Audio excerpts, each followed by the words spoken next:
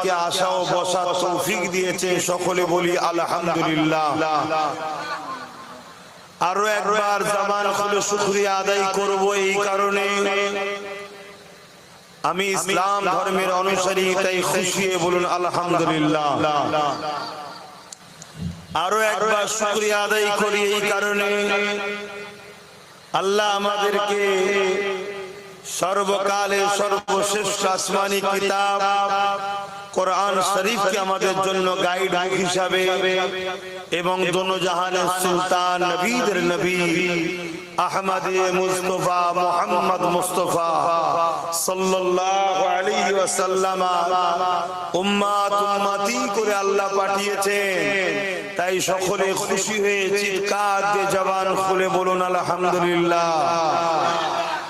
ভাইরা আমার, এই দুনিয়া আমাদের জন্য চিরস্থায়ী নয়, কিছুদিনের জন্য আমরা এসেছি। আর এই আশা শুধুমাত্র আল্লাহর পরীক্ষা। কিসের পরীক্ষা? প্রেমের পরীক্ষা।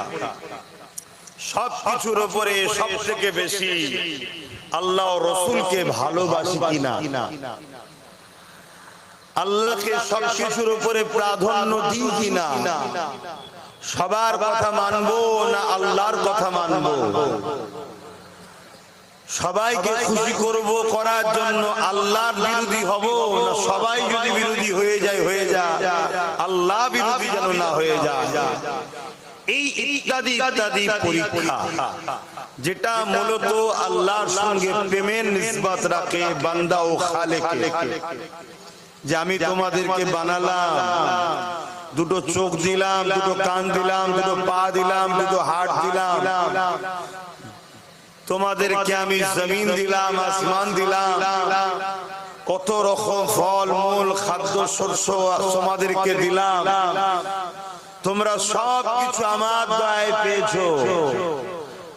কিন্তু তোমরা আমি আল্লাহ আমি যাতে রাজি সেটাকে বেশি প্রাধান্য দাও। দুনিয়া কি বলছে, দুনিয়া কিসে রাজি ওটা নয়।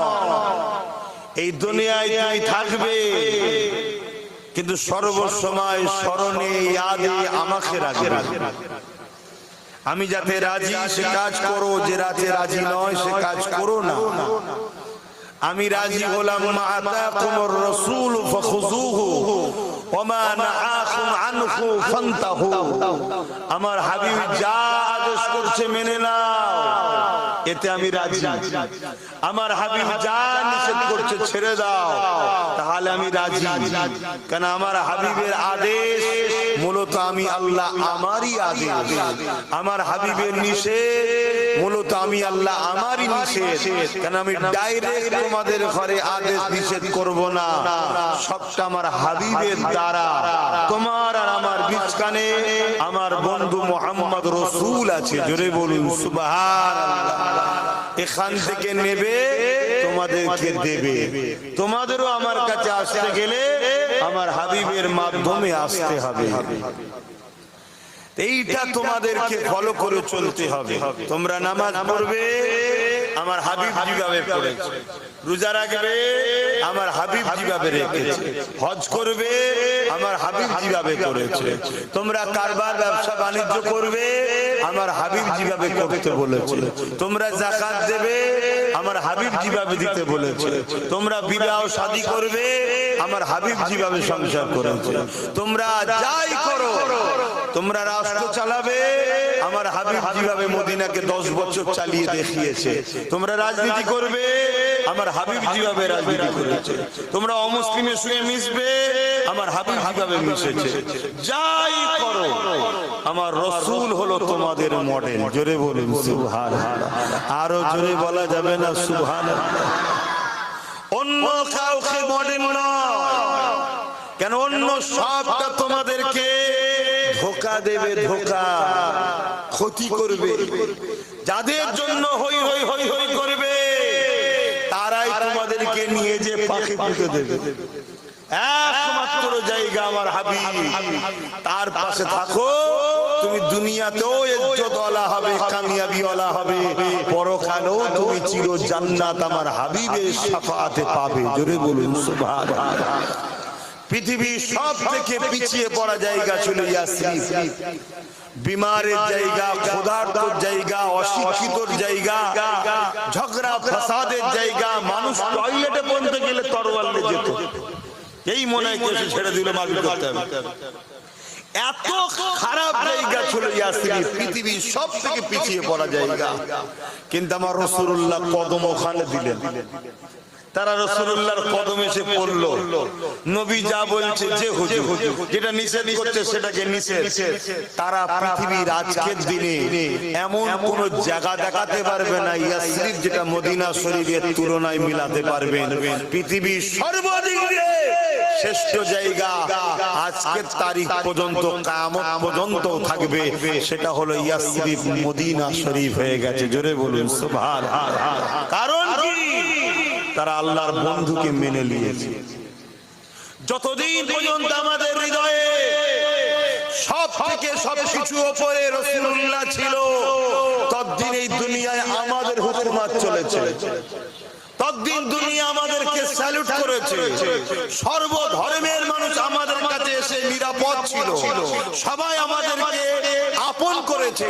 সবাই জানে ওই মুসলিমের চাচার কাছে গেলে ওখানেই একমাত্র পারফেক্ট জায়গা। মালপত্র নিয়ে ওর কাছেই রাখ, ওটা কখনো আমানত খেয়ানত করবে না, কেন মুসলমান আমানত খেয়ানতদার হতে পারে না।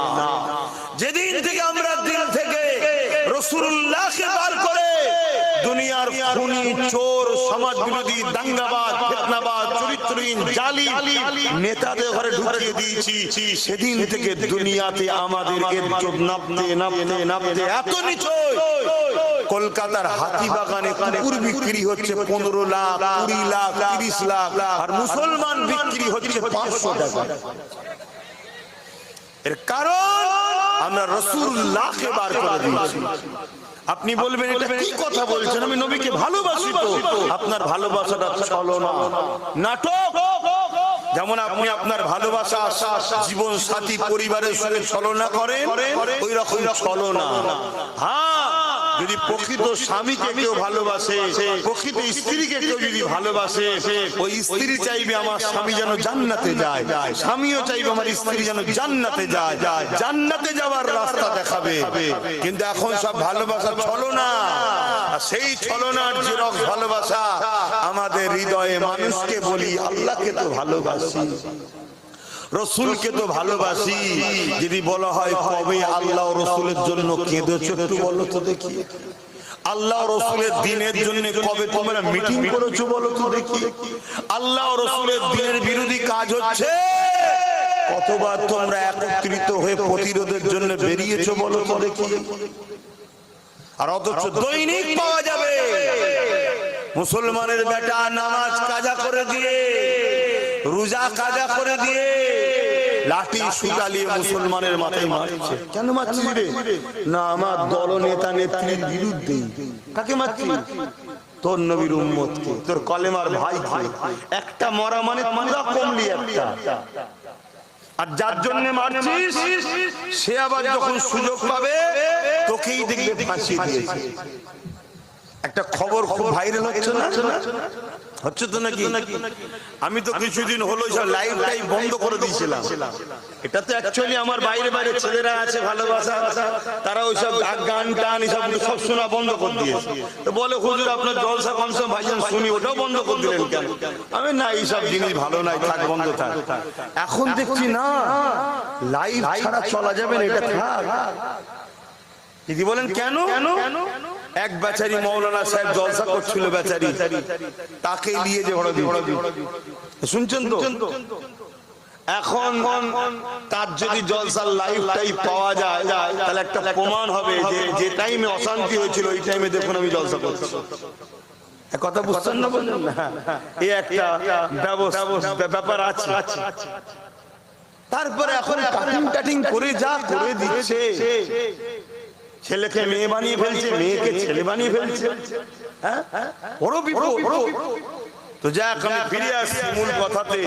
তাহলে আমাদের ধ্বংসের জন্য আমরা নিজেরা কারণ না কারণ না। আজকে বলুন, যতগুলো ছেলে রাস্তায় দাঁড়িয়েছে ওরা আমাদেরই তো না, অন্য কমের লোক?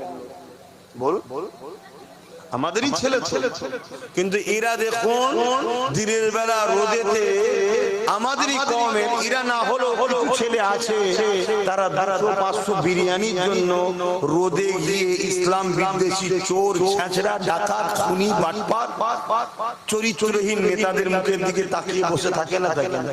কথা বলো।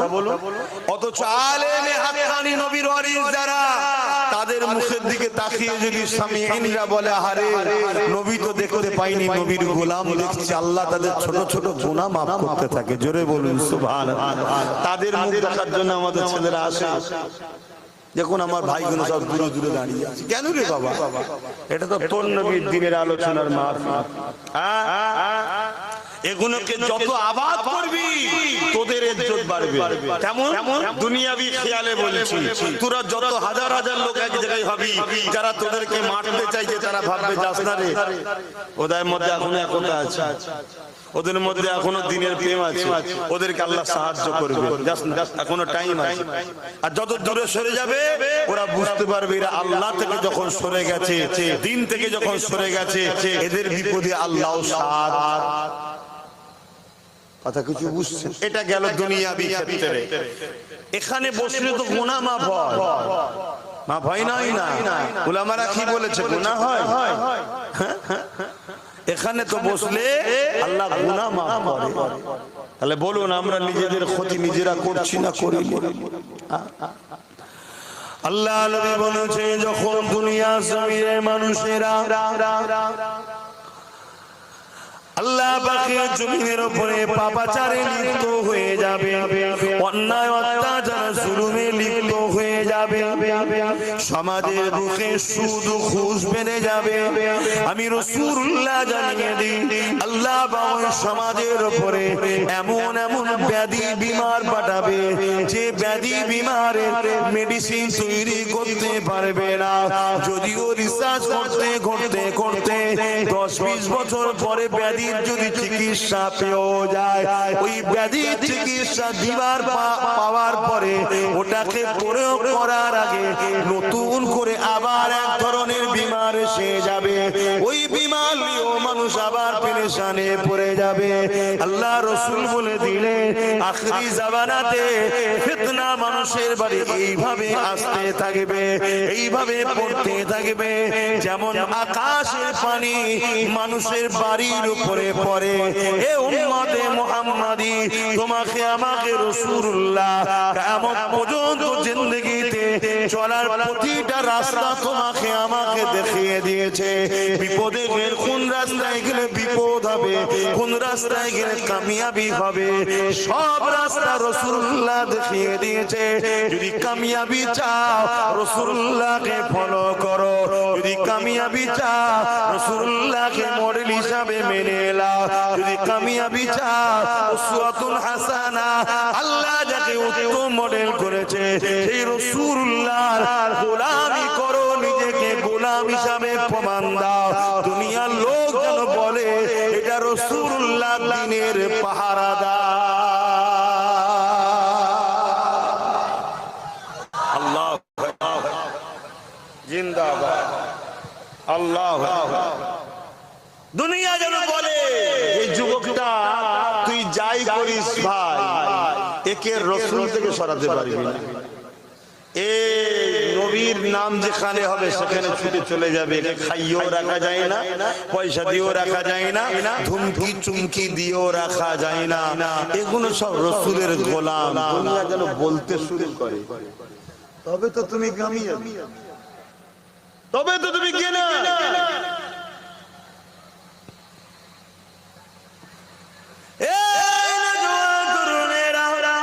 মনে রেখে দিও এ দুনিয়া তোমার জন্য চিরস্থায়ী নয় গো। লাখো লাখো মুসলমান এসেছে, লাখো লাখো কোটি কোটি কোটি মানুষ এসেছে, সবাই এখন একদিন না একদিন চলে যাচ্ছে। তুমি আমি আজ আছি, একদিন না একদিন তুমি আমিও চলে যাব। মনে রাখবে কুল্লু মান আলাইকা ফান, সব কিছু আল্লাহ একদিন ফানা করে দেবে, কিছুই থাকবে না। ওই দিনটা হবে সুম্মা নুফিকা উখরা ফাইযা হুম কিয়ামুন ইয়ানজিরুন, আবার সিংহাতে ফু দেওয়া হবে। যেমন নাগল থেকে জমিন থেকে আলু ওঠে, তুমি আমি জমিন থেকে উঠবো। শুধু তুমি আমি নয় গো, মানুষ জাতি উঠবে। সে যে কোনো ধর্মের বর্ণের হোক না কেন, সবার শ্রেষ্ঠ মানুষের মাটিতে গিয়ে হচ্ছে, ওখান থেকে উঠানো হবে। এই উঠাবার দিনটা হবে ময়দানে মাশর, বিচারের দিন। যেদিনটা এত কঠিন দিন হবে, কোনো বাপ ছেলে হবে না, কোনো ছেলে বাপের হবে না, কোনো মা মেয়ের হবে না, কোনো মেয়ে মায়ের হবে না, কোনো স্বামী স্ত্রী হবে না, স্ত্রী স্বামীর হবে না। আরে দুনিয়ার নেতা কাতার কাতার তো সম্পূর্ণ আলাদা। কেন তাদের কাতারে তো আমি আপনি থাকবো না ইনশাআল্লাহ। তারা তো ফিনারি জাহান্নামা খালিদিনা ফিহা আবাদা, তারা জন্মের মতো ঢুকবে আর বেরোবে না। কিন্তু তুমি আমি মাননেওয়ালা, তোমার আমার কাতারে যখন দাঁড়াবো, ওই কাতারও বাপ ছেলে হবে না, ছেলে বাপের হবে না, মা মেয়ের হবে না, স্বামী স্ত্রী হবে না, কেউ কারো হবে না। সবাই বলবে নফসি নফসি, আমার কি হবে, আমার কি হবে। ওয়াকুলু আদম সাবিউল্লাহ নফসি নফসি, আব্বা জান আদম সাবিউল্লাহ পর্যন্ত বলবে আমার কি হবে, আমার কি হবে। ওয়াকুলু মুসা কালিমাতুল্লাহ নফসি নফসি, মুসা কালিমুল্লাহ বলবে আমার কি হবে, আমার কি হবে। ওয়াকুলু ঈসা রূহুল্লাহ নফসি নফসি, ঈসা রূহুল্লাহ বলবে আমার কি হবে, আমার কি হবে। বলো তাহলে তোমার আমার কি হবে? ভয় করো আল্লাহকে। ভুলের মাপ আছে, ইসলামের দুশমন হয়ে যাচ্ছে আমরা। আমাদের টান আমাদের ধর্মের উপরে, আমার রাসূলের দ্বীনের উপরে নাই, আমাদের টান শয়তানদের উপরে এসে গেছে। রাসূলের দ্বীনের বাইরে যত কাজ আছে সব শয়তানি কাজ। আমি চ্যালেঞ্জ দিয়ে বলছি, এমন কোন উত্তম কাজ রাসূলুল্লাহ ছেড়ে যায়নি যেটা পরবর্তীতে কাউকে আনতে হবে। তোমার যা দরকার রাসূলুল্লাহর দ্বীনে আছে, নাও না। আমি আবার বলছি, তুমি কারবার করবে রাসূলুল্লাহর দ্বীনে আছে, নাও, এইভাবে করো। অন্যভাবে করলে তুমি কামিয়াবি হবে না। তুমি দেখছো আকাশ ছোঁয়া বাড়ি, আকাশ ছোঁয়া বাড়ি হওয়াটা কামিয়াবি নয়, কিয়ামতের দিন ডান হাতে আমলনামা পাওয়াটা কামিয়াবি। তুমি দেখছো গাড়ি ব্যাংক ব্যালেন্স, ওটা কামিয়াবি নয়। কামিয়াবি যদি সে তুমি যদি ডান হাতে আমলনামা পায় তবে সে কামিয়াবি। রাসূলুল্লাহকে ছেড়ে দিয়ে বিশেষ করে তুমি আমি মাননেওয়ালা কামিয়াবি স্বপ্ন দেখা, এটা কখনোই সম্ভব না। আসো আমার কওমের যুব সমাজ, তোমরাই তো পারবে ইনকিলাব নিয়ে আসতে, তোমরাই তো পারবে নতুন করে আবার আজকের আবু জেহেলরা নারীদের ইজ্জত লুণ্ঠন করছে, তোমরাই তো পারবে আজকের আবু জেহেলের কালো হাতকে ভেঙে দিয়ে মায়ের জাতের ইজ্জতকে রক্ষা করতে তোমরা পারবে। কিন্তু তোমরা এমন সহবতের সঙ্গে মিশে গেছো, তোমাদের সহবত যাদের সঙ্গে মিশেছো তারাই তো তোমাদেরকে চরিত্রহীন খারাপের দিকে নিয়ে যাচ্ছে।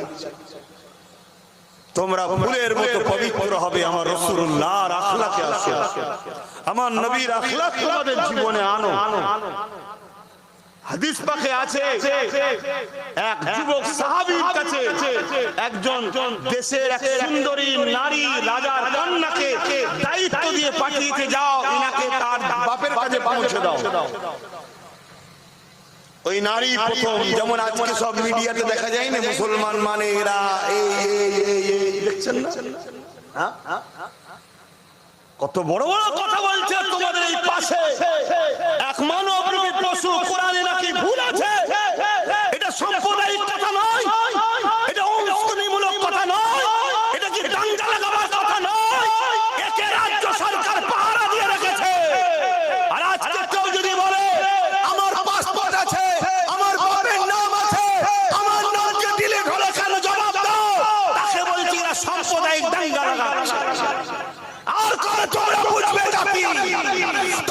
চোখের সামনে মাকে রেপ করলে চলবে? তোমার চোখের সামনে তোমার ফুটফুটে বেটিটাকে রেপ করবে যখন, তখন তুমি জাগবে? আর কবে জাগবে? যদি জানতাম আমার জাতির সংখ্যা কম, এ মুসলমান মারা গেছে, তাহলে এই দুঃখটা আমাদের হতো না। অথচ এই মুসলিম কওমের মধ্যে একদল অবৈধ সন্তান আছে যারা আমাদেরকে আবার বলে বিজেপি, ওদের জন্মের গন্ডগোল আছে। সবথেকে বড় বিজেপি আজকে দেখ না কি করছে। কিন্তু দুঃখের বিষয়, এ জাত সামান্য পয়সায় বিক্রি হয়ে গেছে। আল্লাহ যদি এ জাত না জাগে, এ জাতের উপরে তুমি আযাব দিয়ে মেরে দাও, কিন্তু এই জাতের মা বোনেদের ইজ্জত না নন্টন হয়। খোদা তোমার কাছে দোয়া চাই, বলুন আমি। আর কবে জাগবে?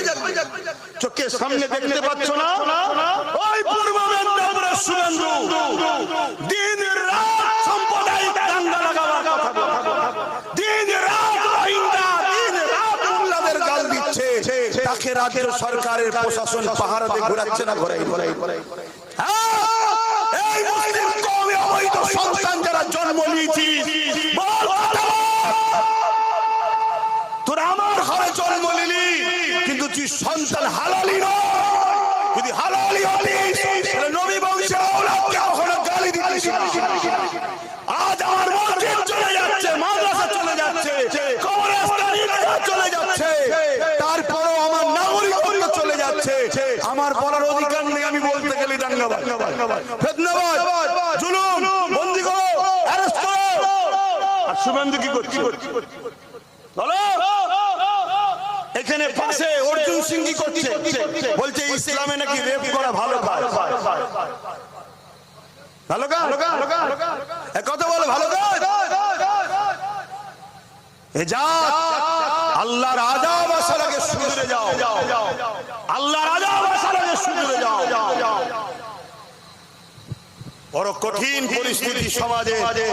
এখনো যুব সমাজ, তোমাদের জাগার সময় হয়, এখনো থাকার সময় হয় না। আমরা সমাজে নিজেরা করে থাকি অনেক সময়। কি একটা মুরগিকে ধরার হলে চাল চড়ায়, ওই চাল এসে এসে এসে এসে এসে এসে এসে কিছুটা চাল এখানে দিই, তারপর আরেকটু দিই, আরেকটু দিই, আগিয়ে আগিয়ে আগিয়ে আগিয়ে থেকে এনে এনে এনে এনে একটা ঘিরার মধ্যে লাস্টে চাল ছড়ায়।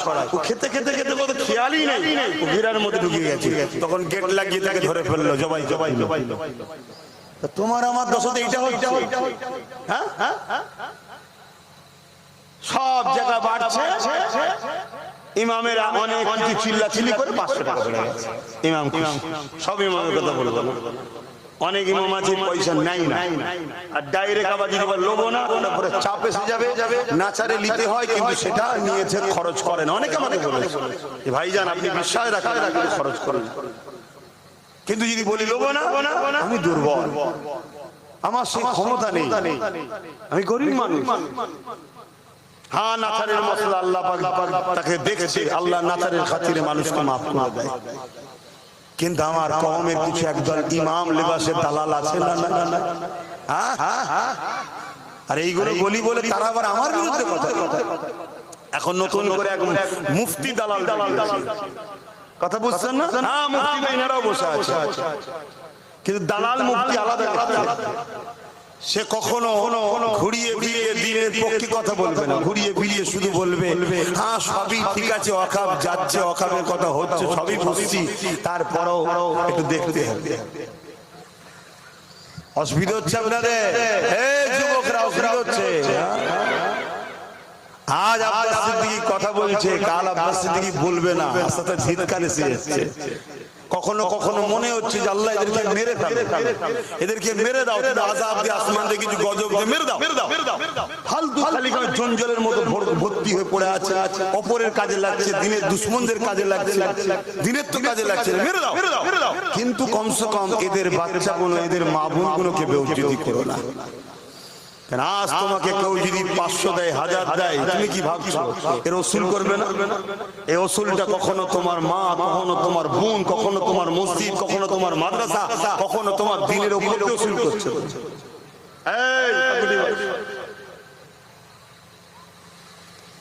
কথা বুঝে আসছে ভাই? আহা, কত কষ্ট করেছে আমার রাসূলুল্লাহ এই দিনের জন্য। এই যে মসজিদ, আজান, মসজিদ, মাদ্রাসা, এগুলো সব জঙ্গিদের আখড়া তো নাকি? এখানে সব সন্ত্রাস তৈরি হয়তো, মসজিদে মাদ্রাসা সব জঙ্গি তৈরি হয়তো নাকি? এটা তো বলছে।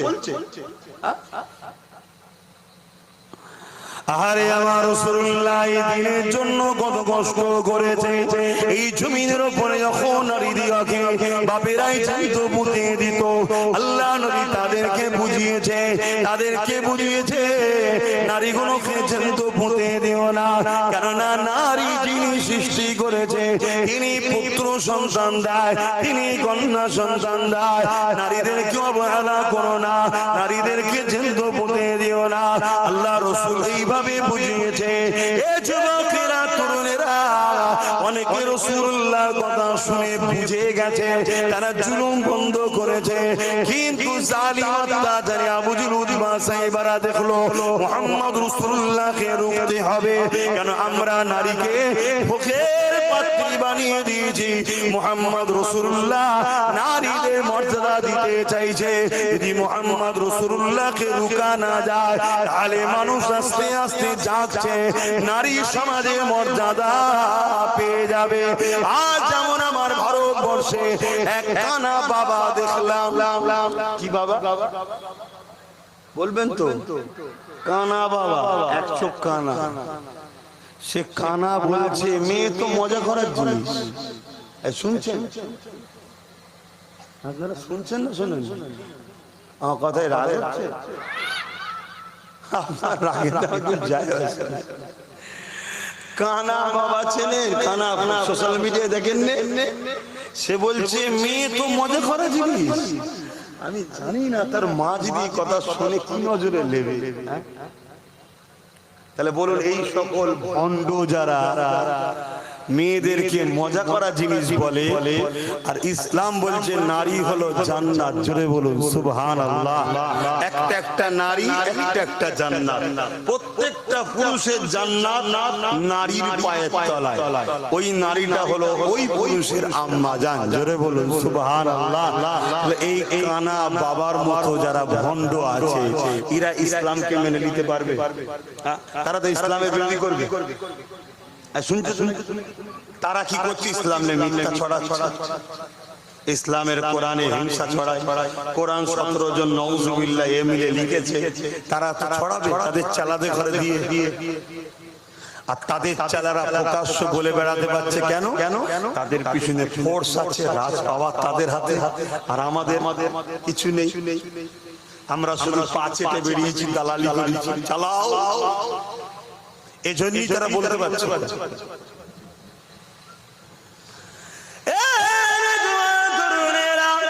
আল্লাহ নারীদেরকে মর্যাদা দিয়েছে, কিন্তু নারীদেরকে পুতা বন্ধ করেছে। আল্লাহ নবী দয়া নবী জানিয়ে দিলে, কোন ঘরে যদি একটা কন্যা সন্তান হয়, ওই বাপ যদি ওই কন্যা সন্তানকে কোন ঘরে যদি আল্লাহ রাসূল জানালেন দুটো সন্তান হয়, ওই বাপ যদি দুই সন্তানকে লালন পালন করে তার বিবাহটা দিয়ে দেয়, আমি রাসূলুল্লাহ তাকে শাফাত করে জান্নাতে নিয়ে যাব। এক সময় এক সাহাবী বলতে লাগলেন, ইয়া রাসূলুল্লাহ, হাবিবাল্লাহ, আমার তো একটি মাত্র সন্তান, দুটো তো নাই, হুজুর আমি কি নিয়ামত পাবো না? আল্লাহ নবী বললেন, যাও সাহাবী, তুমি যখন বললে কারো ঘরে যদি একটা কন্যা সন্তান হয়, ওই কন্যাকে লালন পালন করে যদি বিবাহ বড় করে বিবাহ দিয়ে দেয়, আমি রাসূলুল্লাহ জানিয়ে দিই ওই বাপের শাফাত করে জান্নাতে নিয়ে যাব। আল্লাহ নবী আরো জানান, হে আমার উম্মাতিরা, আমি রাসূলুল্লাহ জানিয়ে দিলাম, কোন বাপের দাম্পত্য জীবনে যদি তিনটে কন্যা সন্তান হয়, ওই বাপ যদি তিনটে কন্যা সন্তানকে লালন পালনের সময় মমতা দিয়ে বড় করে বিবাহ দিয়ে দেয়, আল্লাহ নবী দুটো আগুন তুলে দেখিয়েছে, যেমন পাশাপাশি ওই তিন বাবা যেমন করে তিন কন্যার বাবা, আর আমি রাসূলুল্লাহ আল্লাহর জান্নাতে পাশাপাশি থাকিব। আরো জোরে বলুন সুবহান। তাহলে নারীদের প্রকৃত মর্যাদা দিতে তো আমরাই পারি, কিন্তু আজ আমাদের দেশে আমাদের সমাজে নারীদের ইজ্জত আছে? কথা বলছে না তো। কারণ কি? আমাদের দোষ। কারণ আমাদেরকে যে জন্য আল্লাহ পাঠিয়েছিল সে কাজ ছেড়ে দিয়ে আমরা দালালির কাজে নেমেছি, পাচাটার কাজে বেরিয়েছি। আল্লাহ আমাদেরকে জমিনে পাঠিয়েছে খলিফা করে, প্রতিনিধিত্ব করার জন্য আমরা এসেছি। এই জমিনের উপরে অন্যায় মিটিয়ে ন্যায়কে প্রতিষ্ঠিত করা এটা ঈমানের দায়িত্ব। তা'মুরুনা বিল মারুফ ওয়া তানহাউনা আনিল মুনকার, অন্যায়কে মিটাও, ন্যায়কে প্রতিষ্ঠিত করো। এই যে কাজ আল্লাহ দিয়েছে তার জন্যই তো আমাদেরকে খায়রুল উম্মাহ করেছে। কুনতুম খায়রুল উম্মাহ উখরিজাত লিন-নাস তা'মুরুনা বিল মারুফ ওয়া তানহাউনা আনিল মুনকার, ন্যায়কে প্রতিষ্ঠিত করো, অন্যায়কে মিটাও। এজন্যই তো আমরা শ্রেষ্ঠ উম্মত। আজ আমরা ন্যায়কে মিটাই না, এই ন্যায়ের পক্ষে নেই, আমরা অন্যায়ের অন্যায়। তাহলে বলো আল্লাহ আমাদেরকে ছেড়ে দেবে? আল্লাহ বলেছে যখন তোমরা আমাকে আমার হাবিবকে ছেড়ে দিয়ে যাদের দলদাস হবে আমি আল্লাহ তাদের হাতে তোমাদেরকে মিটাবো। সূরা বাকারার মধ্যে আল্লাহ বলেছে। আল্লাহ আমাদের উপরে জালিম বাদশাদের বসিয়ে দিয়েছে আমাদেরকে টাইট করার জন্য। তোমাদের পাওনা এখনো সময় আছে, তওবা করো, ইস্তেগফার করো, ফিরে আসো, পরিবর্তন হও, আল্লাহকে ভয় করো, নবীকে প্যার করো, নবীর মডেলে জীবন গড়ো, নবীর আদর্শে জীবন গড়ো, নবীর সুন্নায় জীবন গড়ো। জিন্দেগীর প্রতিটা মুহূর্তে রাসূল ছাড়া অন্য কাউকে ফলো না। আসো, চেষ্টা তো করো। চেষ্টা করতে গিয়ে 100টা কাজ ধরুন বোঝাবার জন্য বলছি, চেষ্টা করতে গিয়ে 10টা হয়েছে, 90টা মিস হয়ে গেছে। কিন্তু ইচ্ছা করে মিস করেননি, চেষ্টা করেছিলেন করার। যেমন ফজর বেলা নিয়ত করেছেন নামাজ পড়বো, কিন্তু ঘুমটা ভাঙে না। এই তওবা আর কাজা নামাজ আদায় করলে মাফের একটা রাস্তা আছে। আর যদি আমরা ইচ্ছা করি ছেড়ে দিই তাহলে কি করে মাফ হয়? কথা মাথায় আমরা চেষ্টা করি, জুলুম করব না, কারো ক্ষতি করব না, কিন্তু অইচ্ছাকৃত কখনো হয়ে গেছে তার কাছে যদি ক্ষমা চেয়ে নিই, সেদিন মাফ করে দেয় আল্লাহ, তো ক্ষমা করে দেবে। বাপেরা, নওজওয়ানেরা, তরুণেরা, এ নবী পাকের প্রেমিকেরা, আল্লাহ নবী জানিয়ে দিলেন বাবারা শুনে রেখে দাও, জেনে রেখে দাও, ততক্ষণ পর্যন্ত তোমরা ঈমানদার হতে পারবে না। লা ইউমিনু আহাদুকুম হাত্তা আকুনা আহাব্বা ইলাইহি মিন ওয়ালিদিহি ওয়া ওয়ালাদিহি ওয়ান নাসি আজমাইন, ততক্ষণ পর্যন্ত তোমরা ঈমানদার হতে পারবে না যতক্ষণ পর্যন্ত তোমরা তোমাদের ধন দৌলত, জমি জায়গা, ঘর বাড়ি, টাকা পয়সা, বাপ মা, এমনকি নিজে জানের থেকে আমি রাসূলুল্লাহকে বেশি আজিজ দামি না জানবে, বেশি মহব্বত না করবে, ততক্ষণ পর্যন্ত তোমরা ঈমানদার নয়। আর যে ঈমানদার নয় তাকে আল্লাহ কেন সাহায্য করবে? এই যুবকেরা, তরুণেরা, বাপেরা, হযরতে ফারুক আযম রাদিয়াল্লাহু তাআলা ওই মজলিসে বসেছিলেন। আল্লাহ নবী যখনই বললেন ততক্ষণ পর্যন্ত তোমরা ঈমানদার হতে পারবে না, বাপ মা, ধন দৌলত, জমি জায়গা, ঘর বাড়ি, এমনকি নিজের জানের থেকে বেশি নয়। তখন হযরত ওমর ফারুক দাঁড়িয়ে গেলেন, আল্লাহ নবীকে আরজু করলেন, ইয়া রাসূলুল্লাহ, হাবিবাল্লাহ, আমি আপনাকে সব কিছু থেকে বেশি ভালোবাসি, ইল্লা মিন নাফসি, জানের থেকে বেশি নয়। আল্লাহ নবী বললেন, ওমর হবে না, জানের থেকে বেশি ভালোবাসতে হবে। এ নিজাম আল্লাহ তৈরি করে দিয়েছে রে ওমর। ওই সময় ওমর ফারুক চুপ করে গেলেন, একটু পরে উঠে বলতে লাগলেন, ইয়া রাসূলুল্লাহ, হাবিবাল্লাহ, আমি ওমর দাওয়া দিচ্ছি, আমি আমার জানের থেকেও বেশি আপনাকে ভালোবাসি। আরো জোরে বলুন সুবহান।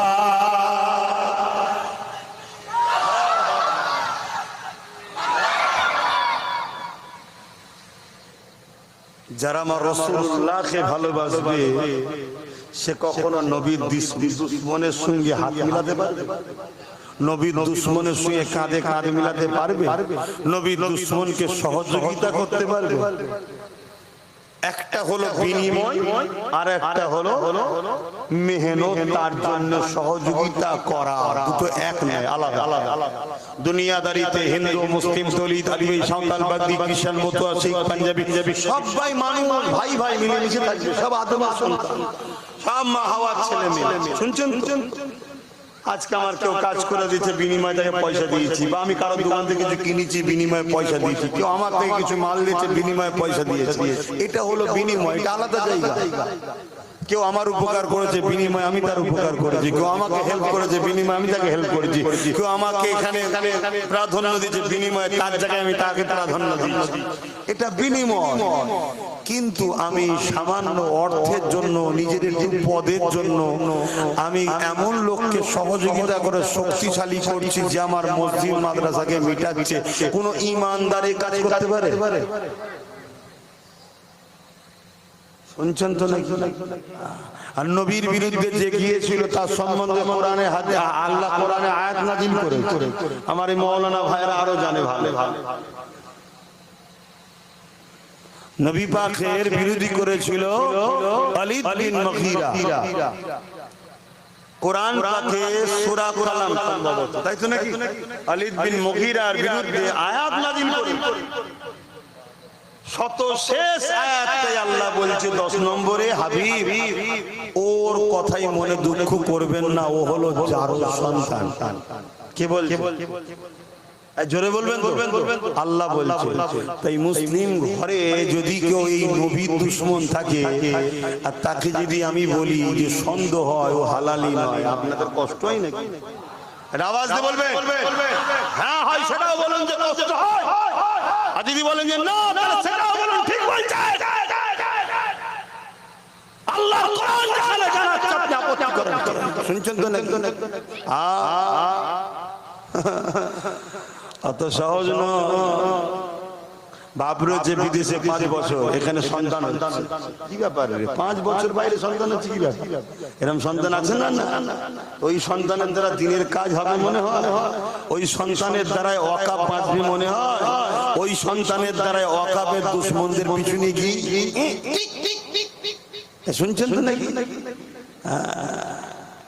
আর একটা কারণে সন্তান খারাপ হয়ে যায়, সেটাও বলে দিয়ে যায়। বাপ মা ভালো, সন্তানও হালালি, কিন্তু খাদ্য খেয়ে খেয়ে খেয়ে খেয়ে রক্ত হারাম হয়ে গেছে।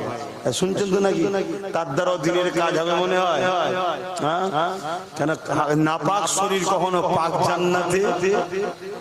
আর একটু সারা শরীর দেন রে বাবা, আব্বা যান, একটু সারা শরীর দেন। রক্ত খারাপ, শরীরে রক্ত, অবৈধ টাকা, গরিবের টাকা, এতিমের টাকা, বিধবার টাকা, ধোঁকার টাকা, মিথ্যাবাদীর টাকা, ফডের টাকা, চাকরি দিবার নামের টাকা। শুনছেন? চিটিংবাজি করা টাকা, তেরপল বিক্রি করা, চাল বিক্রি করা, এসব হয় না? ঘরের কাটমানি টাকা। রক্ত ঠিক থাকবে? রক্ত জন্ম ঠিক আছে, কিন্তু রক্ত খাদ্য যে যে যে যে গন্ডগোল, এর দ্বারা দিনের উপকার হবে? আমার অজে কি আপনাদের অসুবিধা হচ্ছে? আমি যে কোনো বলছি বা বড় পাওয়ারের সাথেই বলছি, কথা বুঝলেন? বাপেরা মনে রেখে দেবেন, ইতিহাসে ইসলামের ইতিহাস গাওয়া দিচ্ছে।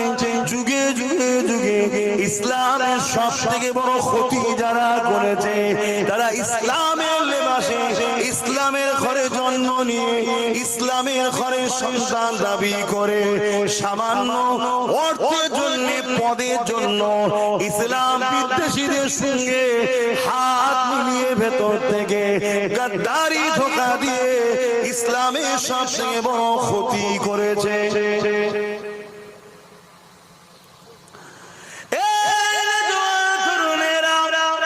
প্রকাশ্য যারা ইসলামের দুশমন, তারা কোনদিন আমাদের মোকাবিলায় দাঁড়াতে পারেনি গো। উদাহরণস্বরূপ বদরকে দেখো, বদরে একদিকে 1000-এর উপরে জালিম প্রকাশ্য দুশমন, অপর দিকে এমন করে 313 জন আমার রাসূলুল্লাহ সাথী রয়েছে। 313 জনের হাত খালি, তাদের হাতে না তরোয়াল আছে, না তীর আছে, না ঢাল বল্লম আছে। 1000-এর উপরে প্রকাশ্য দুশমন যারা, তাদের হাতে তীর তরোয়াল রয়েছে, এমন করে বল্লম রয়েছে। কিন্তু রেজাল্টটা কি হলো? 1313 জনের কাছে পরাজিত হতে বাধ্য হয়েছিল। কেননা 313 জনের কাছে কিছু নাই তো কি হয়েছে? 313 জন বলেছিল, তরোয়াল ছিল আবু জেহেল বাহিনীর দিকে, অস্ত্র ছিল আবু জেহেল বাহিনীর দিকে, তেমন করে বললাম তীর ছিল আবু জেহেল বাহিনীর দিকে। সংখ্যা ছিল তাদের বেশি, আমাদের দিকে কিছু ছিল না, ঠিকই কথা, কিন্তু আমাদের দিকে এমন এক পাওয়ার ছিল, ওই পাওয়ারটা তাদের দিকে ছিল না। ওই পাওয়ারটা হলো আমাদের হৃদয়, আমাদের দিকে আল্লাহর নবী ছিল। আরো জোরে বলুন সুবহান। আজ যদি আমি মসজিদের হয়ে লড়ি, মাদ্রাসার হয়ে লড়ি, তাহলে আজ কি আমাদের দিকে আল্লাহ ও রাসূল নাই? জোরে বলে। আর আপনি আমার বিরোধী করছেন কার জন্য? মসজিদ মাদ্রাসা দুশমন শয়তানের জন্য।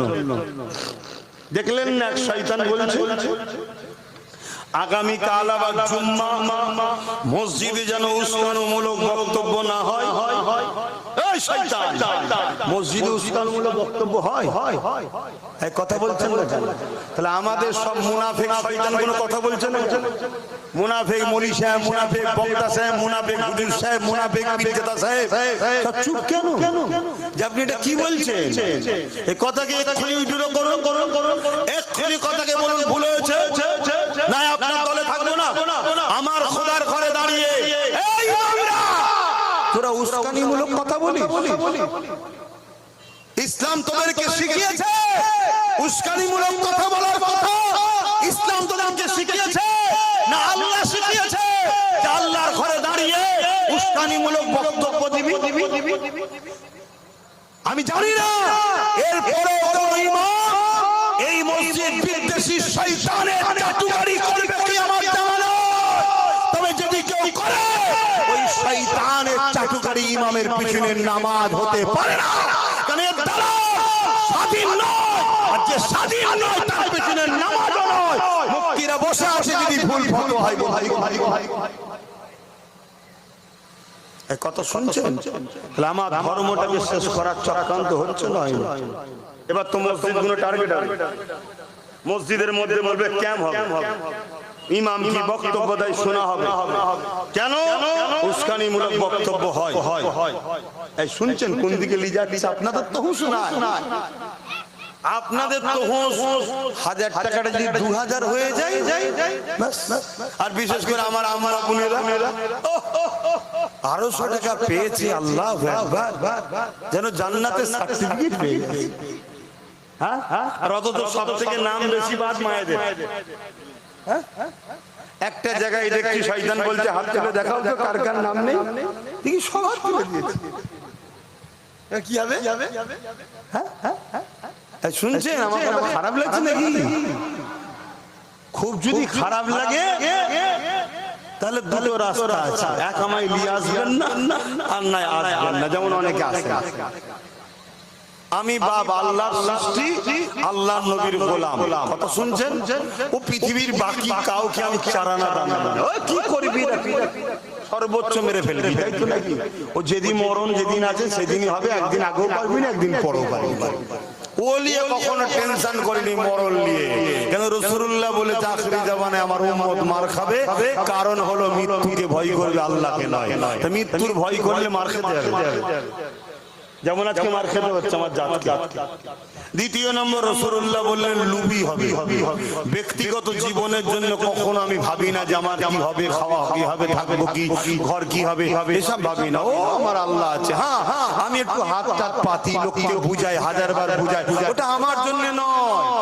আমার সমাজের এতিম, গরিব, অসহায়, গরিব দুঃখী মানুষদের পড়াশোনার জন্য মাদ্রাসা বলুন, নলেজ সিটি করছি, তার জন্য লোককে বুঝায়। আমার কি দরকার? আল্লাহ আমাকে এমন একটা ঘরে, এমন একটা রক্তে দিয়ে পাঠিয়েছে, আর আলহামদুলিল্লাহ শুধু ঘর রক্ত বলবো না, এখন ঘর রক্ত সব বিগড়িয়ে যাচ্ছে। আমি সেই লাইনে আছি আলহামদুলিল্লাহ। আমার দাদা হুজুরের নকশা কদম, 5 হুজুরের নকশা কদমে আল্লাহ যেন মরণ পর্যন্ত থাকার তৌফিক দেন, বলুন আল্লাহুম্মা আমিন। নবীর দুশমনকে, নবীর বিরোধীকে, নবীকে যে কষ্ট দেয়, নবীকে যে আঘাত দেয়, তার সম্বন্ধে আল্লাহ কোরআনে বলেছে যারও সন্তান। তা আমিও যদি মসজিদ মাদ্রাসা নবীর দুশমন, নবীর দিনকে যারা ক্ষতি করে, নবীর দিনকে, নবীকে যারা আঘাত দেয়, তাদেরকে যদি যারও সন্তান বলি, আপনাদের কষ্ট হবে? একটু হ্যাঁ কি না বলেন। কষ্ট হলে জানবেন আপনারও কিছু সমস্যা নেই তো। কেন ওই কাতারে যাচ্ছেন কেন? কথা মাথায় ঢুকাই। আমি স্পষ্ট কথা বলা যে হঠাৎ করে আপনার কষ্ট হচ্ছে কেন? চোরকে ধরার জন্য পুলিশ এসছে, সবাই ছাড়া তুই ছুটছিস কেন? বলছে না, আমি 5 বছর আগে কলা চুরি করেছিলাম। সেই কেস নয় তুই? বলছে আমি একটা পকেট মেরেছিলাম। তুই? বলছে জুতো পেলিয়েছিলাম। তো মানে যারা যারা ছুটছে কোনো না কিছু তাহলে ব্যাপার আছে। আমার কথায় যদি রেগে যায়, জানতে না কিছু গন্ডগোল। আমি তো সবাইকে বলছি নাকি? বাবেরা, নওজওয়ানেরা ভুল বুঝবেন না। আরে আল্লাহ নবী এই দিনের জন্য এমন দিন গেছে, তাইফে জমিনে গিয়ে রাসূলুল্লাহ রক্তাক্ত হয়ে গেছে, অজ্ঞান হয়ে পড়ে গেছে। এই যুবকেরা রাসূলুল্লাহ শরীর থেকে রক্ত বেরিয়ে বেরিয়ে তাইফে জমিনে পড়তে লেগেছে। রাসূলুল্লাহ জুতা নালায় শরীফখানা পর্যন্ত ভিজে গেছে। এত রক্ত বেরিয়েছে এই দিনের জন্য। তোমার মধ্যে যদি নবী পাকের প্রেম যারা পরিমাণ থাকে, তাহলে তোমার যদি চোখ দিয়ে পানি নাও বেরোয়, দিল তো তোমার কাটা দরকার। আরে আমি নবীর মাদ্রাসা যদি উপকার করতে না পারি, নবীর মাদ্রাসা দুশমন হব না। এরা নবীর মাদ্রাসাকে মিটাতে চাইছে, তাদেরকে ভোট দেবো না।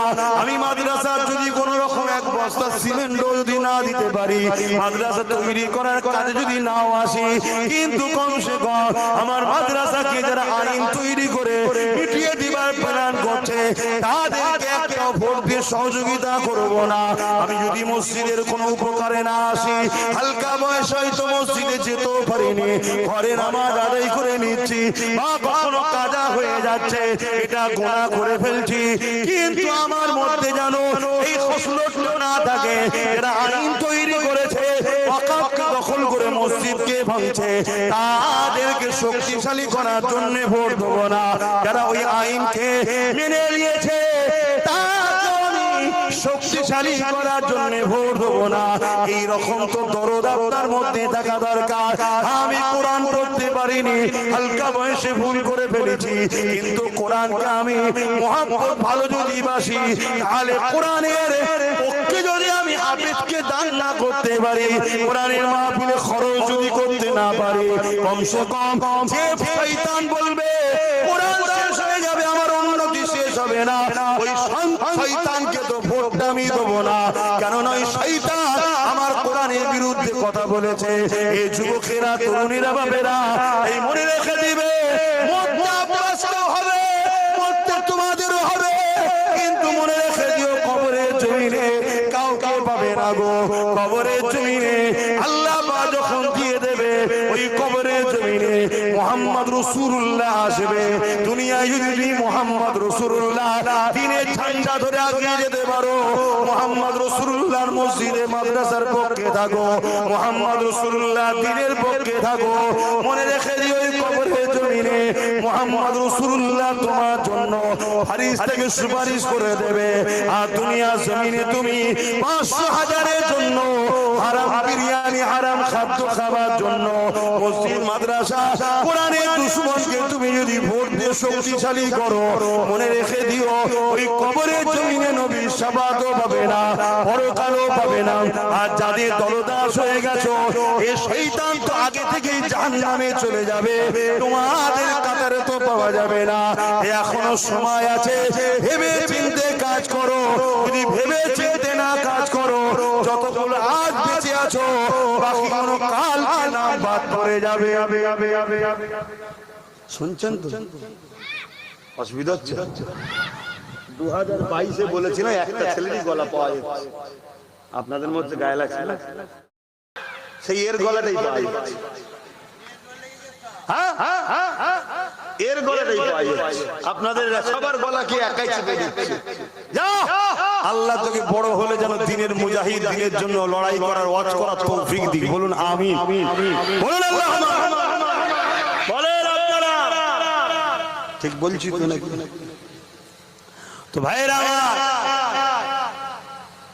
মনে রাখবে, আজ উদাহরণ হিসাবে বলছি, উদাহরণ, এই মুফতি সাহেবের একটা দল আছে, এই মুফতি সাহেবের একটা দল আছে। আমি যদি ইনার পক্ষে দাঁড়াই, ইনি বাজা, আর ইনার পক্ষে দাঁড়াই, ইনি বাজা, তাই তো নাকি? তাহলে আল্লাহ ও রাসূলের বিরুদ্ধে যখন আমরা গিয়ে দ্বীনের দুশমনদের পক্ষে দাঁড়াবো, আল্লাহ ও রাসূল বেজার হবে না? হবে না? তাহলে আমি লড়াইটা করছি, যেটাই বলি, ভোট বলি আর সাপোর্ট বলি আর যেভাবেই বলি, আল্লাহ ও রাসূলের বিরুদ্ধে বলছি না, আল্লাহ ও রাসূলের দুশমনদের বিরুদ্ধে বলছি। তাহলে আল্লাহ ও রাসূলের দুশমনদের বিরোধী করছি, কিন্তু এই কথার জন্য আমার বিরোধী যারা করছে, তারা কার জন্য আমার বিরোধী করছে? তারা ওই যারা আল্লাহ ও রাসূলের দুশমন, তাদের পক্ষে দাঁড়িয়ে তো বিরোধী করছে। আল্লাহ রাসূল বলছেন, মান আহাব্বা লিল্লাহ ওয়া আবগাদা লিল্লাহ ওয়া আতা লিল্লাহ ওয়া মানআ লিল্লাহ ফাকাদ ইসতাকমালাল ঈমান। ভালোবাসবেন আল্লাহর জন্য, দুশমনি করবেন আল্লাহর জন্য, বন্ধুত্ব করবেন আল্লাহর জন্য, বিচ্ছেদ হবেন আল্লাহর জন্য। তাহলে আমি ভালোবাসবো কার জন্য? দুশমনি করব কার জন্য? বিচ্ছেদ হব কার জন্য? আত্মীয়তা হবে কার জন্য? তুই বাবা বেশি আর চিল্লাস, এদেরকে একটু নেকি নিতে দে বাপ, তোর গলা বসে যাবে। কার জন্য গো? সবটা কার জন্য? শাহাদাত আগুন তুলে বলুন কার জন্য? জবান খুলে দিয়ে বলুন কার জন্য? আল্লাহর জন্য। তাহলে আজ আমি লড়ছি, মসজিদ কার ঘর, মাদ্রাসা কার ঘর, নবী পাকের বলা হয়, ওটাও তো আল্লাহরই জন্য, ঠিক তো নাকি? হ্যাঁ, কবরস্থান আমরা থাকবো ঠিকই, কিন্তু ওটাও তো আল্লাহর নিজামের জন্য। তাহলে ঈদগাহ আল্লাহর জন্য। সেই জায়গায় আজকে যে আমি মসজিদ, মাদ্রাসা, ওয়াকফ, দ্বীনের দুশমনদের বিরুদ্ধে লড়ছি, এই লড়াইটা আল্লাহর জন্য করছি। মান আহাব্বা লিল্লাহ, আল্লাহর ভালোবাসাই করেছি। কিন্তু এর রিঅ্যাকশনে যারা যারা আমার বিরোধী করছো, তুমি কার জন্য লড়ছো? না, আমার ওই জাহান্নামীর জন্য লড়ছো, আমার ওই শয়তানের জন্য লড়ছি, তাই তো নাকি? যারা তোমার দ্বীনকে মিটাচ্ছে, সামান্য পদ দিয়েছে, হুজুর সাহেবের হুঁশ হারিয়ে গেছে, সামান্য পদ দিয়েছে, মুফতি সাহেবের মাথা হারিয়ে গেছে, সামান্য পদ দিয়েছে, ওলি সাহেব দিশেহারা হয়ে গেছে। ইতিহাস শোনো, কারবালার মাঠেতে ইমামে হোসাইন পাক হুজুরকে শহীদ করার জন্য, ধরার জন্য 25,000 লোক এজিদ বাহিনী থেকে এসেছিল। ওই 25,000-এর মধ্যে 13,000 ছিল আলেম, মুফতি, হাফেজ। কত ছিল? 13,000। আজকের হাফেজ দেখে অজ্ঞান হয়ে গেলে হবে না, এজিদি না হোসাইনি দেখতে হবে। মুসলমান তো সবাই রে বাবা, শুনছেন তো? বাজারে গেলে দেখছেন সব কটা গরু, ন্যাস তুলে দেখতে হয় এড়ে না বেড়ে, শুনছেন তো নাকি? হ্যাঁ, তো মুসলমান তো সব রে বাবা। এ নামাজ তো 73 দলেই থাকবে, রোজা তো 73 দলেই থাকবে, হজ তো 73 দলেই থাকবে, দান খায়রাত তো 73 দলেই থাকবে, সব থাকবে। কিন্তু মনে রেখে দিও, এরা হোসাইনি না এজিদি দেখতে হবে না, মুফতি দেখলে হবে, মাওলানা দেখলে হবে, হুজুর দেখলে হবে, পীরজাদা দেখলে হবে, আগে দেখতে হবে এ হোসাইনি না এজিদি। সেদিন হোসাইন ছিল না এর পক্ষে, গরিবের পক্ষে, ইনসাফের পক্ষে, মানবতার পক্ষে, নবী মুহাম্মদ রাসূলুল্লাহ এর পক্ষে। আর এজিদ ছিল শরাবের পক্ষে, নেশার পক্ষে, চরিত্রহীনতার পক্ষে, জুলুমের পক্ষে, প্রজাদেরকে লুটার পক্ষে, মানুষকে অত্যাচার করার পক্ষে ছিল এজিদ। আজকের দিনেও যদি কোনো শাসক জুলুম করে, অত্যাচার করে, মানুষের উপরে মিথ্যা কেস দেয়, মানুষকে মারে, মামলা দেয়, মানুষের অধিকারকে কেড়ে নেয়, নেশাগ্রস্ত বানাতে চায়, মানুষের উপরে পেরেশানে ফেলতে চায়, সে তো আজকের দিনের এজিদ। আর সেই এজিদের বিরুদ্ধে যে আলেম উলামারা লড়বে, তারা তো আজকের দিনের হোসাইনি গোলাম। বলুন সুবহানাল্লাহ, আরো জোরে বলুন সুবহানাল্লাহ। আরে বয়সে গিয়ে লাভ নাই, অনেকে বয়সে যাচ্ছে, বয়সে আমি মুরব্বি, আমার বাপ মুরব্বি। আরে রাখতার মুরব্বি, বয়সে গিয়ে লাভ নাই। বয়স হলে চুল দাড়ি পাকে, অন্য কিছু হয় না। কি পাকে? চুল দাড়ি পাকে। ইমামে আজমকে জিজ্ঞেস করা হয়েছিল যে আপনার দাড়ির দাম বেশি না ছাগলের দাড়ির দাম বেশি? কি আছে কি গো মৌলানা সাহেব বলবেন, আপনার দাড়ির দাম বেশি না ছাগলের দাড়ির দাম বেশি? ইমামে আজম বলছে, মা এই প্রশ্নের জবাব পরে ধরে হুজুর ইন্তেকাল হয়ে গেল, জবাব দেওয়া হয় না, হুজুরের লাশ নিয়ে যাচ্ছে। অমুসলিম মহিলা ছিল, জিজ্ঞেস করছে কার লাশ? বলছে ইমামে আজম আবু হানিফা। মহিলা বলছে কোথায় নিয়ে যাচ্ছ? না ইন্তেকাল করছে, লাশ নিয়ে যাচ্ছে। বলছে মুসলমান কখনো ওয়াদা খেলাফ করতে পারে না। দেখুন একটা অমুসলিম কি বলছে, মুসলমান কখনো ওয়াদা খেলাফ। উনি বলেছিলেন, একটা প্রশ্ন করেছেন, উত্তর দেবো না দিয়ে চলে যাচ্ছে। মানে মুসলমান ওয়াদা খেলাফ করতে পারে না। দেখো উনি ওয়াদা খেলাফ করতে পারে না, কে ওয়াদা পালন করবে? তা জিজ্ঞেস করছে, বুড়ি মা জিজ্ঞেস করে, এই ইমাম তোমরা তো মুসলমান, তোমাদের নবী কখনো ওয়াদা খেলাফ করেনি, তোমাদের নবী শিখিয়েছে, আমার প্রশ্নের উত্তর দিলে না কেন? তখন এই লাশ থেকে আওয়াজ আসে, জোরে বলুন সুবহানাল্লাহ। হায় রে হায় রে হায় রে। এই বডির মধ্যে যখন রূহটা থাকে তখন জিন্দা বলা হয়, রূহ বেরিয়ে গেলে বলা হয় লাশ, মরা। আল্লাহ রূহকে আবার পাঠিয়ে দিয়েছে, যাও আমার আবু হানিফা কথা বলবে, নোমান বিন সাবিত কথা বলবে। আল্লাহর ওলিরা তো এমনি মরা নয় রে বাবা, তারা জিন্দা। কোরআন বলছে আল্লাহ তাদেরকে রিজিক দেয়, তারা খায়। জোরে বলুন সুবহানাল্লাহ। ওদিকে আমি এখন যাচ্ছি না, যেটা বলছি, ইমামে আজম বলছে, মা আমার দাড়ির দাম অনেক বেশি। জোরে বলুন সুবহানাল্লাহ। বুড়ি জিজ্ঞেস করছে, তখন এই কথাটুকু বললে না কেন? ইমামে আজম বলেছিলেন, মা ঈমান হালে যদি মরতে না পারতাম, এই দাড়ি টুপি নামাজের কিছু দাম থাকতো না। আলহামদুলিল্লাহ ঈমান হালে মরেছি, তাই বলতে পারছি দাড়ির দাম বেশি। আমি ঈমান হালে মরবো কি মরবো না তখন তোমার জানা ছিল না মা, তাই আমি সম্মান দিচ্ছি যারা ঈমানদার বয়স্ক বুজুর্গ আছে, ঠিক আছে। কিন্তু কেউ অন্যায়কে সাপোর্ট করে যদি বলে আমি বয়স্ক, আমি বুজুর্গ, আমি এই, আমি ও, সব কথা শরীয়তের দলিল নাই। শরীয়তের দলিল হলো তুমি কোরআনের পক্ষে আছো না, মাদ্রাসা মসজিদের পক্ষে আছো না, এটা হলো দলিল। এটাই তোমাকে দেখাতে হবে। তুমি বলছো না সবই ঠিক আছে, হ্যাঁ সবই ঠিক আছে, বিজেপি চলে এলে কি হবে? পশ্চিমবাংলা চালাচ্ছে কারা? টিএমসি। ও তো শুধু একটা আলাদা জার্সি লাগিয়েছে, মোল্লাগুলোকে বোকা বানাবে বলে।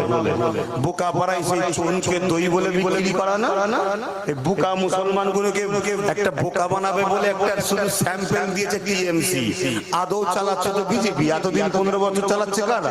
বিজেপি। যার নাম এলটিডি তার নামে আল্ট্রাটেক।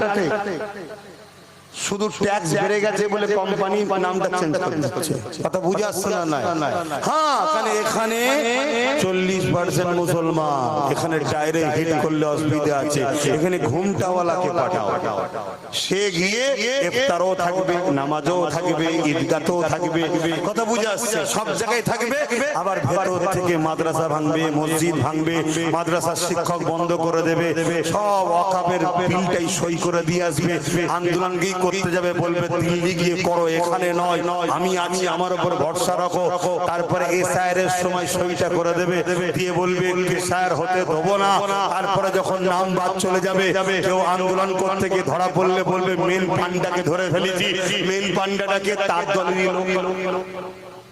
শুনছেন তো নাকি? এই সব পরিকল্পনার জন্য থেকে রাখা হয়েছে। এখন এই যে টিএমসি আর বিজেপির কথা বলছি, আপনারা আবার বলছেন না তো হুজুরি রাজনীতির কথা শুরু করে দিল কেন? যুগে যুগে নবীরা রাজনীতির নেতাদের বিরুদ্ধেই লড়াই করে, কিন্তু জালিম, যারা জালিম নেতা ছিল তাদের বিরুদ্ধে নবীরা লড়াই করেছে। ফেরাউন কে ছিল? রাজা, রাজনীতির নেতা।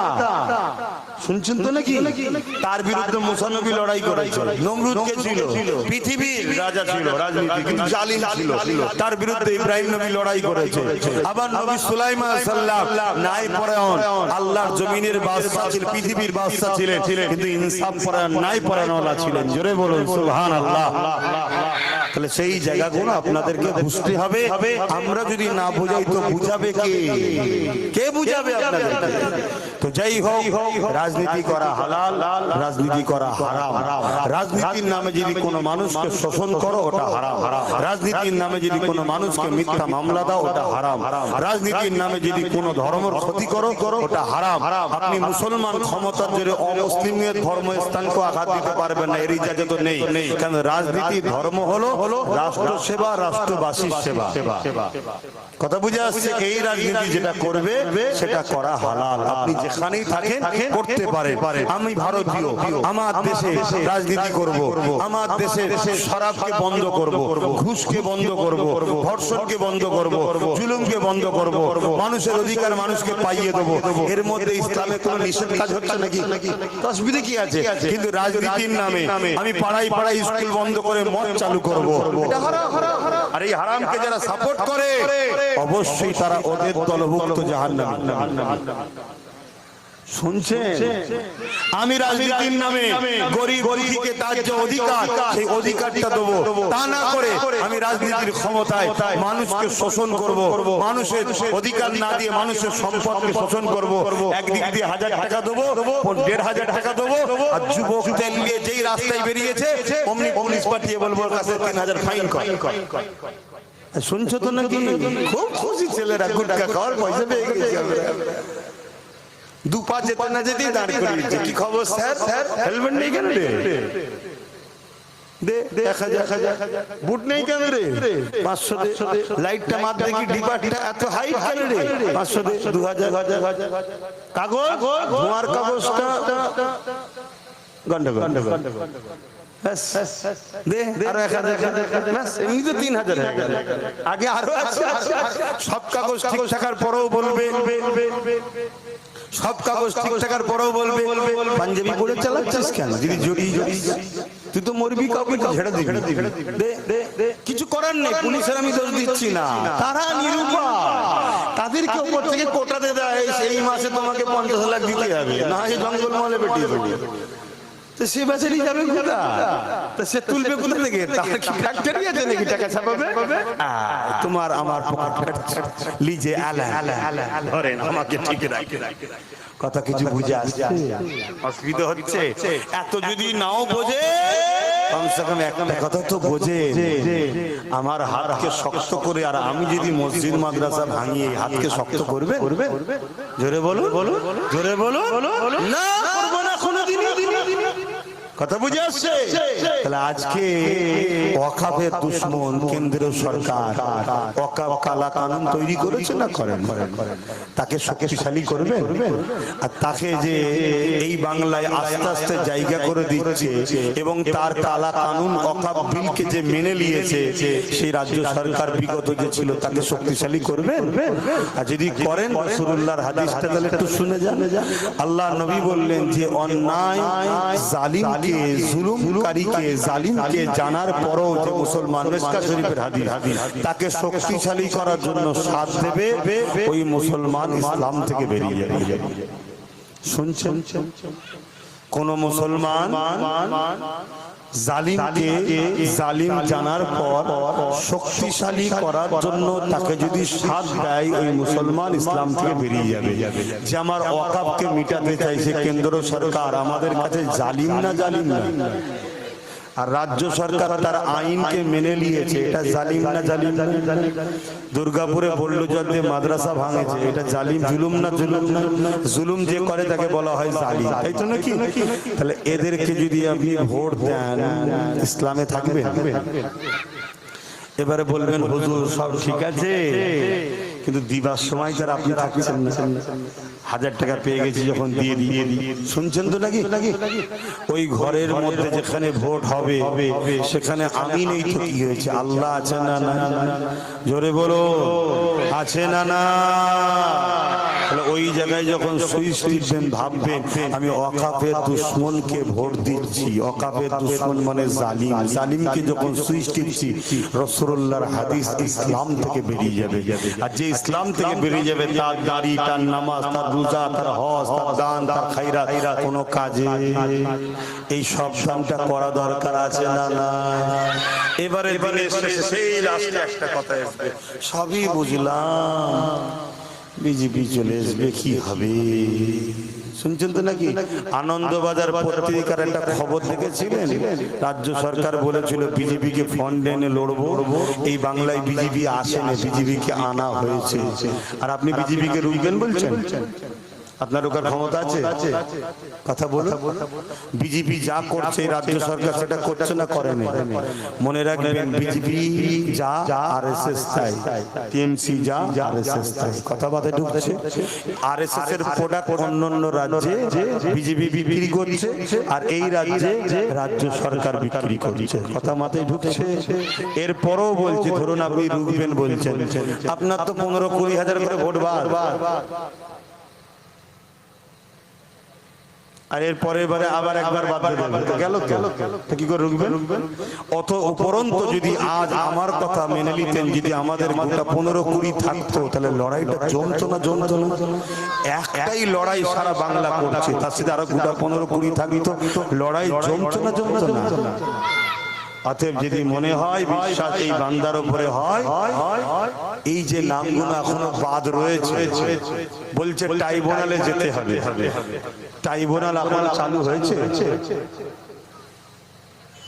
তাহলে 21-26 যদি ভোট না দিতে পারেন আর 25 বছর পর আপনার ছেলেকে যদি বলে 26-এ যাদের নাম আছে তারা ঠিক আছে আর বাকিগুলো বিপদে পড়বে, আর এবারে ভোট না দিতে পারলে আপনার 26 বছর পর আপনার ছেলের কি হবে?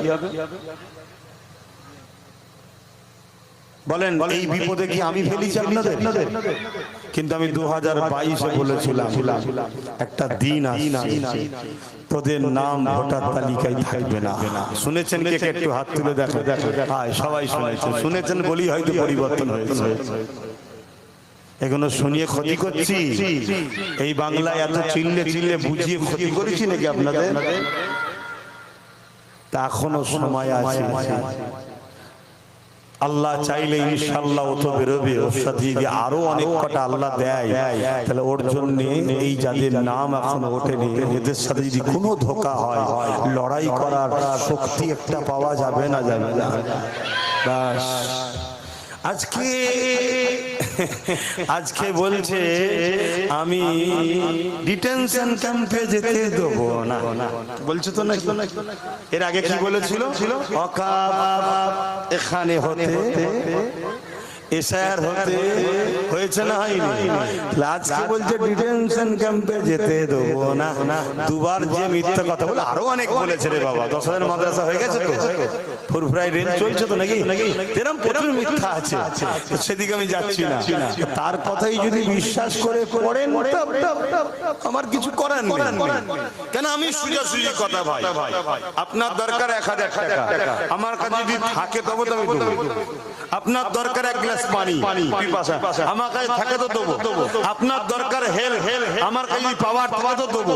আপনার হেল্প করতে গেলে আপনি পাওয়ার দিচ্ছেন অন্যজনকে, আর আমার কাছে সাহায্য চাইলে আমার কাছে না থাকেন কত দেবো? হ্যাঁ একটা ছিল সারা বাংলা জুড়ে লড়ছে, ওয়াকফকে বাঁচাবার জন্য কেস করেছে, এসআইআরকে যাতে মানুষ বিপদে না পড়ে এসআইআরের বিরুদ্ধেও কেস করেছে, যাতে জুলুম না হয়। আজকের দিনেও কেস চালাচ্ছে। কথা বুঝে আসছে? আগামী দিন যতগুলো মুর্শিদাবাদ থেকে আমার বাড়িতে লোক আসছে, বীরভূম থেকে লোক আসছে, কি খবর না আমার নাম ডিলিট হয়ে গেছে। একদিন কোথাও ঘুমোচ্ছিলেন? বলছে না বিচারাধীন ছিল, ভাবছিলাম যদি হয়ে যায় আজকে এসেছে। ঠিক আছে, এসেছেন যখন আপনাকে আমরা লিগ্যাল সহযোগিতা করব। আমরা তার হাত গুটিয়ে মারপিট করবো না। মারপিট করা কি উচিত হবে? কেন? একটা বিচার ব্যবস্থার কাছে চলে গেছে, সেটা উচিত হবে না? আমি করবো লিগ্যাল, আপনাকে ব্যবস্থা দেবো, তাকে লিজে অফিসে কথা বলা, এরকম চতুর্দিক দিয়ে আসছে। কিন্তু আমার বক্তব্য হচ্ছে যদি কোনো চক্রান্ত থাকে, কি চক্রান্ত সেটা পিছনে চলছে না, যদি কোনো চক্রান্ত থাকে মুসলমানদের ক্ষতি করব, তাহলে আমার হাতে যদি লড়াই করার পাওয়ার না থাকে আমি আপনার জন্য লড়াই করবো কি করে? এটা আপনাকে বুঝতে হবে। সেই জায়গায় আপনাকে খেয়াল রাখতে হবে। তো যাই হোক, আপনারা নিশ্চয়ই শুনছেন চারিদিকে এই এসআইআর এর আন্দোলন করতে গিয়ে অশান্তি হচ্ছে, তাই তো নাকি? আমি যাদের নাম তালিকাতে ডিলিট হয়েছে তাদের উদ্দেশ্য করে বলবো আন্দোলন করতে হবে। আন্দোলন করুন, আন্দোলনের পক্ষে আমি, কিন্তু আন্দোলনের নামে দুটো কাজ যেন না হয়। নাম্বার ওয়ান, সাধারণ মানুষের কোনো ক্ষতি যেন কষ্ট না হয়। নাম্বার টু, দেশ বিরোধী কোনো কাজ যেন না হয়, দেশের সম্পদের যেন ক্ষতি না হয়। কথা বোঝা আসছে? পাশাপাশি আরেকটা যোগ করব, সেটা হলো এটাই, যখন কোন আইনে কোন জিনিস চলে যায় সেটাকে আইনের অস্ত্র দিয়ে কাটতে হবে। লোয়ার কোর্ট আপনার সাথে বেইনসাফি করেছে, আপনি হাইকোর্ট যান, হাইকোর্ট বেইনসাফি করেছে, আপনি সুপ্রিম কোর্ট যান, কিন্তু তা বলে এটা নয় আপনি বিচারপতিদের সঙ্গে ঝগড়া লেগে যাবেন। এটা উচিত হবে না। এটা আপনাকে জানিয়ে রাখি, আরো 11টা 12টা রাজ্যে এসআইআর হচ্ছে, কোন রাজ্যে এই সমস্যা নাই যেটা বাংলায় সমস্যা হচ্ছে। আপনি খবর রাখুন দুনিয়া, অন্যান্য রাজ্যের এসআইআর নির্বাচন কমিশনার সে সমাধান করে দিয়ে কিছু মৃত লোক, এটা লোক ওটা লোক যা বাদ গেছে বাদ গেছে। আমি জানি নির্বাচন কমিশনারও কারো ইশারায় চলছে, আমি মানি। বিহারে যেমন এসআইআর হলো, জিতার পরে নাম যাদের বাদ ছিল সব তুলে দিল। শুনছেন তো নাকি? ওটা জিতার একটা পরিকল্পনা, জিতার একটা পরিকল্পনা। কেন নাম যদি থাকে ভোট দেবে আমার বিরুদ্ধে, এর নামগুলো বাদতে দাও, তাহলে না থাকবে বাঁশ, না থাকবে বাঁশুরি, না আমার বিরুদ্ধে ভোট দিতে পারবে, আমি সুসুর করে চলে আসবো। কিন্তু তারপরে নামগুলো বিহারে কিন্তু সব তুলে দিয়েছে। কিন্তু আমার রাজ্যে একমাত্র ব্যতিক্রম, যেটা নির্বাচন কমিশনের হাত থেকে কেড়ে নিয়ে বিচারপতির হাতে চলে গেছে। আর এই বিচারপতির হাতে তোলার পিছনে যার অবদান আছে, শত শেষে সব ঝামেলা মিটে যাবার পর কালো কোট পরে যিনি সুপ্রিম কোর্টে গেছিলেন, খেয়াল করে দেখুন, তারপরে তো বললে এটা বিচারপতি দ্বারা হবে।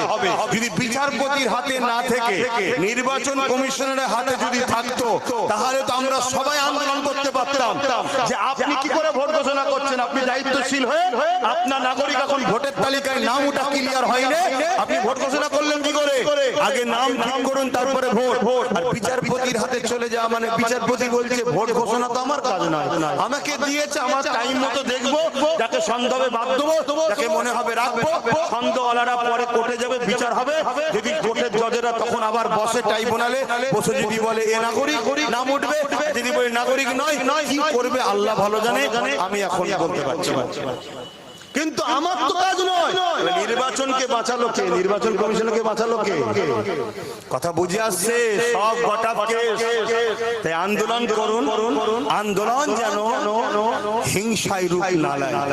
আন্দোলনের মধ্যে শোনেন আরেকটা কথা বলে দেই, আন্দোলনের মধ্যে কিছু লোককে ঢুকিয়ে দেওয়া হচ্ছে, যাদেরকে ঢোকানো হচ্ছে উদ্দেশ্য আন্দোলন যাতে করতে না পারে, এই ভিড়টাই অশান্তি লাগিয়ে দাও। দাও।